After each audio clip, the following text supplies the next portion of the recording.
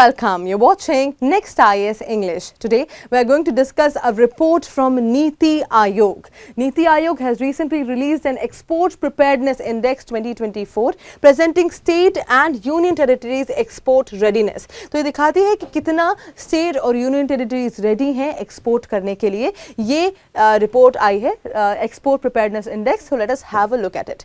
Firstly, let us talk about the recent developments. चलिए पहले बात करते हैं कि recent developments क्या हुए हैं. तो रिसेंटली नीति आयोग ने रिलीज करी है एक्सपोर्ट प्रिपेयर्डनेस इंडेक्स 2024. ठीक है, a comprehensive assessment of export preparedness across Indian states and union territories. तो ये एक बड़ा कम्प्रिहेंसिव असेसमेंट है किस चीज का, एक्सपोर्ट प्रिपेयर्डनेस का. कहाँ पर, इंडियन स्टेट्स में और यूनियन टेरिटरीज में, देख कि कितना प्रिपेयर्ड हैं इंडियन स्टेट्स और यूनियन टेरिटरीज एक्सपोर्ट करने के लिए. Alright, this is the 4th edition of export preparedness index. This is the 4th edition of this index and the first edition was published in August 2020. तो जो पहला addition था वो कब पब्लिश किया गया था, अगस्त 2020 में. अब let us talk about the significance. क्या सिग्निफिकेंस है, क्यों इंपॉर्टेंट है ये index? Recognises the diversity of sub national economic structures and their important role. ये रिकॉग्नाइज करता है डाइवर्सिटी किसकी, सब नेशनल इकोनॉमिक स्ट्रक्चर्स की, और उसके रोल का इंपॉर्टेंस भी ये बताता है. टारगेट करता है 1 trillion exports by 2030. 1 trillion US dollars, मतलब 1 trillion dollar exports. 1 trillion dollars export by 2030. That is what we are targeting right now. इतना हमें एक्सपोर्ट करना ही करना है 2030 तक.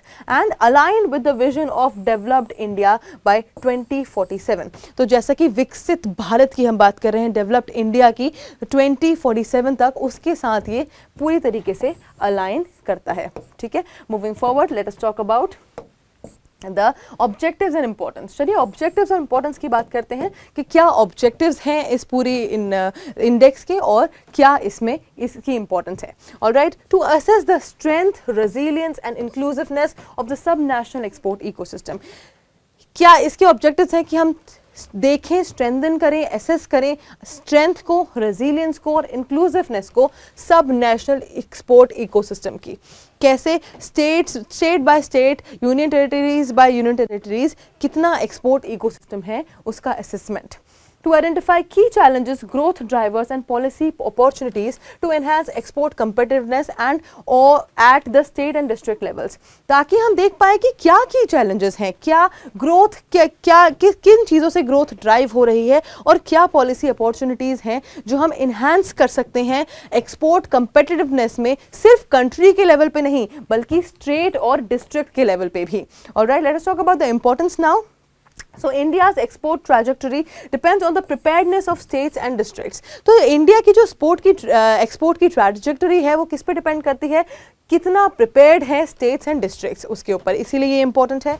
Emphasis on strengthening export infrastructure, improving cost competitiveness and creating a transparent policy environment. तो ये emphasise करता है स्ट्रेंथन करने में एक्सपोर्ट इंफ्रास्ट्रक्चर को, इंप्रूव करना कॉस्ट कंपिटिटिवनेस, कैसे कॉस्ट कंपिटिटिवनेस इंप्रूव की जा सकती है, और क्रिएट करना एक ट्रांसपेरेंट पॉलिसी एनवायरनमेंट को. ऑलराइट, लॉन्ग टर्म गोल्स क्या है इसके, एम्प्लॉयमेंट जनरेशन इसका एक लॉन्ग टर्म गोल है कि एक्सपोर्ट के थ्रू हम एम्प्लॉयमेंट जनरेशन कर सकें, जॉब्स ला सकें अपनी कंट्री में.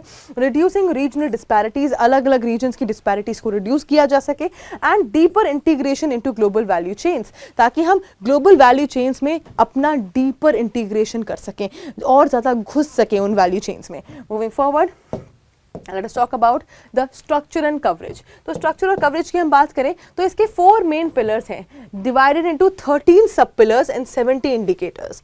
इसका ये किस तरीके से ये इंडेक्स प्रिपेयर करी जा रही है. 13 सब पिलर्स हैं इसमें और 70 इंडिकेटर्स हैं. अब पिलर्स का वेटेज क्या है वो देख लेते हैं. एक्सपोर्ट इंफ्रास्ट्रक्चर है 20%, जिसका मतलब है लॉजिस्टिक्स क्या है, कनेक्टिविटी क्या है, यूटिलिटीज़ क्या है. तो जो इंफ्रास्ट्रक्चर है, मतलब जिस पे हमें काम करने की ज़रूरत है, वो उसका 20%, जो रिपोर्ट का इंडेक्स का 20% है, वो ये है कि कितना एक्सपोर्ट इंफ्रास्ट्रक्चर हमारे पास है, कितने रूट्स हैं जो कनेक्ट कर सकते हैं हमें ट्रेड के लिए, क्या लॉजिस्टिक्स हैं, क्या यूटिलिटीज़ हैं, ये सारी चीज़ें. 40% रिपोर्ट का है ट्रेड इकोसिस्टम, ठीक है। तो इकोनॉमिक कंडीशंस कैसी हैं, कॉस्ट ऑफ प्रोडक्शन क्या है, कितने पैसों में प्रोड्यूस हो रहा है और कितनी स्किल्ड हमारे पास वर्क फोर्स है, क्या हमारे पास लोग हैं जो उसका प्रोडक्शन ड्राइव कर सकें, फाइनेंसेस कैसे हैं, एमएसएमईज का क्या इनोवेशन है। ये 40% रिपोर्ट ये है कि ट्रेड का इकोसिस्टम के बारे में 40% रिपोर्ट है, 20% है पॉलिसी एंड गवर्नेंस के बारे में।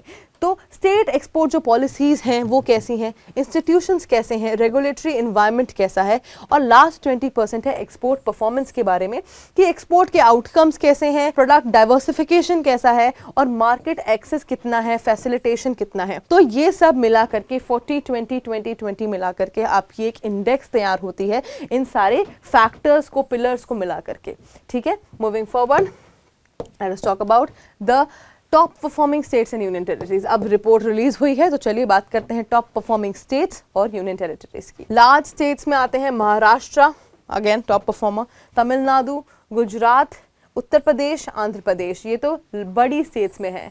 स्मॉल स्टेट्स और north eastern states plus union territories में कौन कौन आते हैं? सबसे पहले आता है उत्तराखंड, फिर आता है जम्मू एंड कश्मीर, नागालैंड, फिर दादरा एंड नागर Haveli and Daman and Diu and Goa. All right, तो ये small states, north eastern states और यूनियन टेरिटरीज को मिला करके ये स्टेट्स हैं जो टॉप परफॉर्मिंग स्टेट्स और यूनियन टेरिटरीज हैं। तो we have talked about the whole thing, पूरी इंडेक्स के बारे में हमने जान लिया है, किस तरीके से इंडेक्स बनाई जा रही है, कौन बना रहा है और क्या वेटेज है, साथ ही कौन सी top performing states union territories हैं उसके बारे में भी हम जान चुके हैं। Now let us talk about the MCQ for revision. तो your MCQ for revision is with reference to export preparedness index EPI 2024 consider the following statements, ठीक है। आपको बताना है कि इनमें से कौन सी स्टेटमेंट सही है। The index is released by NITI Aayog.